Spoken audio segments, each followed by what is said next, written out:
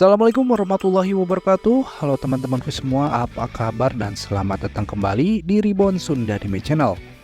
Pada kesempatan kali ini, aku bakal ngebahas alur cerita manga Jujutsu Kaisen chapter 177 sampai 178. Sebelum kepada pembahasan, yuk dukung dan support channel ini dengan cara mengklik tombol subscribe-nya, biar aku makin termotivasi lagi buat bikin kontennya.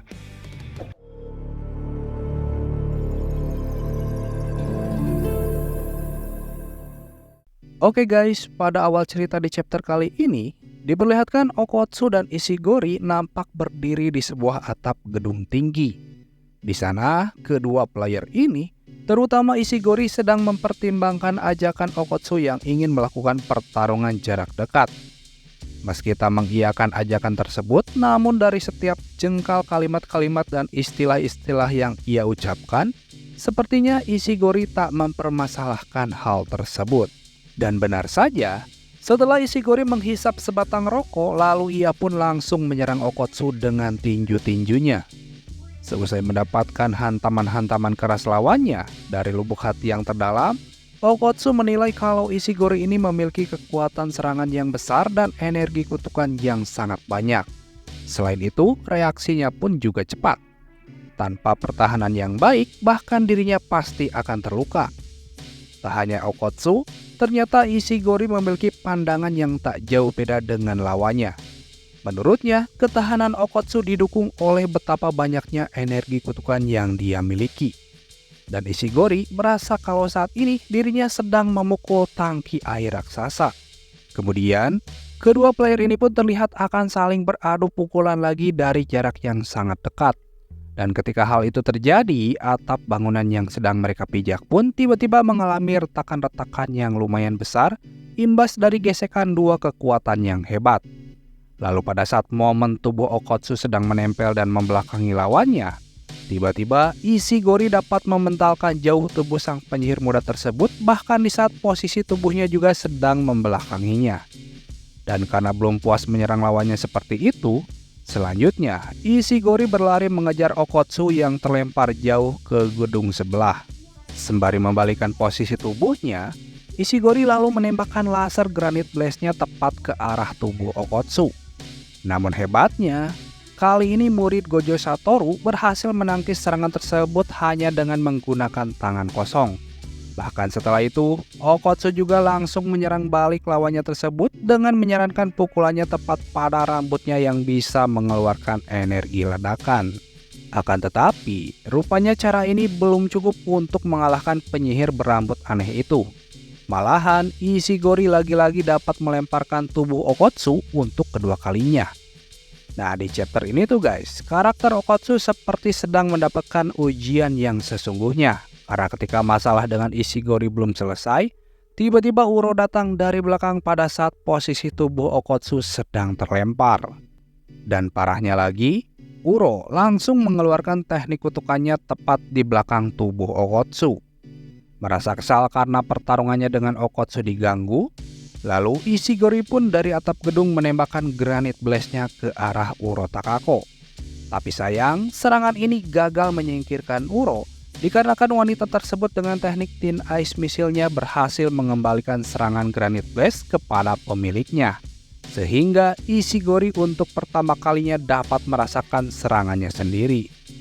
Di sisi lain, setelah dirinya menerima serangan dari tiga player yaitu Kurourushi, Uro, dan Ishigori, ditambah lagi hampir tak pernah lepas dari teknik kutukan pembalik, membuat kondisi Okotsu terlihat seperti sudah sampai pada batas energi kutukannya.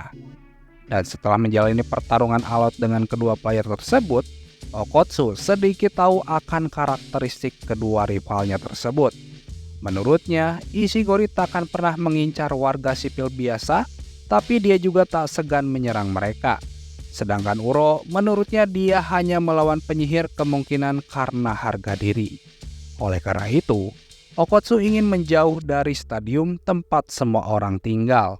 Namun dirinya tak punya pilihan lain selain memanggil Rika.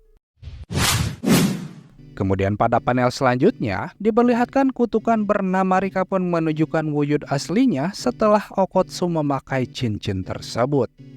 Lalu kutukan itu pun bertanya, "Yuta, kau mau yang mana?" Sembari dirinya membukakan isi perutnya. Nah, di sini pun dijelaskan kalau Rika atau kutukan tersebut adalah penyimpan eksternal untuk teknik kutukan dan energi kutukan yang ditinggalkan oleh Orimoto Rika untuk Okotsu setelah dia dibebaskan. Hanya saat dia terhubung dengan Rika melalui cincin, Okotsu akan bisa memakai teknik kutukan, mewujudkan Rika sepenuhnya dan mengambil energi kutukan Rika untuk dipakai sendiri. Tapi kelemahannya, kondisi ini dikatakan hanya bisa bertahan selama 5 menit saja. Balik lagi ke cerita guys, setelah Okotsu memilih dan memasukkan lengannya ke perut Rika, nampak lengannya tersebut kini terlihat ada perubahan yang signifikan. Lalu kemudian Rika pun terlihat terbang menuju Uro, sementara dari bawah tiba-tiba Okotsu mengeluarkan teknik kutukan kata-kata milik Toge Inomaki agar tubuh Uro tidak bisa bergerak sama sekali. Menyadari hal tersebut, Uro pun lalu menutupi kedua kupingnya agar tubuhnya tidak terpengaruh oleh suara kutukan tersebut. Namun rupanya inilah yang diinginkan sebenarnya oleh Okotsu. Jadi ketika Uro hanya terfokus untuk menutupi kupingnya, di momen itulah Okotsu bisa menyerang Uro dengan sesuka hati. Tak berhenti sampai di situ, kemudian dengan bantuan Rika, Okotsu bermaksud untuk mengejar Uro yang terbang mundur ke belakang.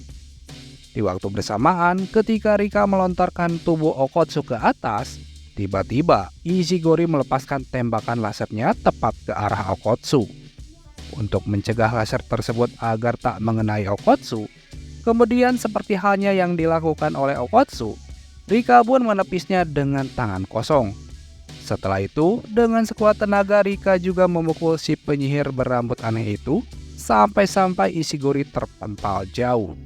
Lalu di saat Rika akan memukul Ishigori untuk kedua kalinya, tiba-tiba justru Ishigori lah yang berhasil membalas pukulan keras Rika dan menyerangnya dengan teknik kutukan. Sementara itu, di pertarungan yang lain diperlihatkan Okotsu membuat beberapa makhluk Shikigami yang berbentuk seperti kepala Rika dengan menggunakan beberapa helai rambutnya. Kemudian, Shikigami-Shikigami itu bergerak mengitari tubuh Uro. Lalu, Okotsu pun memakai jalur gerakannya tersebut untuk membuat domainnya. Saat melihat hal ini, Uro pun jadi ingat bahwa teknik itu adalah tekniknya Drup. Dengan kata lain, Uro pun menyimpulkan kalau Okotsu bukan cuma memakai suara kutukan yang bisa mengendalikan Shikigami. Jadi menurutnya teknik kutukan Okotsu yang sebenarnya adalah mimikri yang berarti peniruan. Lalu di panel selanjutnya, diperlihatkan akibat pukulan Yuta, Uro pun terhempas ke gedung yang sama dengan Ishigori yang saat ini juga sedang sibuk bertarung dengan Rika. Kemudian sembari mencoba memukulnya lagi, Yuta pun berkata, "Aku sama sekali tak tahu apa yang leluhurku sudah lakukan padamu. Jika kau hanya hidup untuk dirimu sendiri, suatu saat akan datang hari di mana kau tak bisa melanjutkan lagi." Mendengar hal tersebut, Uro pun marah karena menurutnya orang yang berkata seperti itu hanyalah orang yang sudah punya nama dan posisi yang besar. Di sisi lain, Ishigori tiba-tiba menepuk dadanya sambil berkata, "Jadi diamlah, kita di sini bukan untuk mengobrol." Kemudian di panel akhir, diperlihatkan Yuta, Okotsu, dan dua rivalnya mengeluarkan domain expansion secara bersamaan. Nah, bagaimanakah kisah selanjutnya?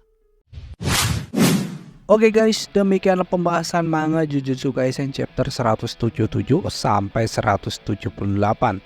Terima kasih buat kalian yang sudah mampir dan menonton video ini sampai selesai. Dan akhir kata, wassalamualaikum warahmatullahi wabarakatuh.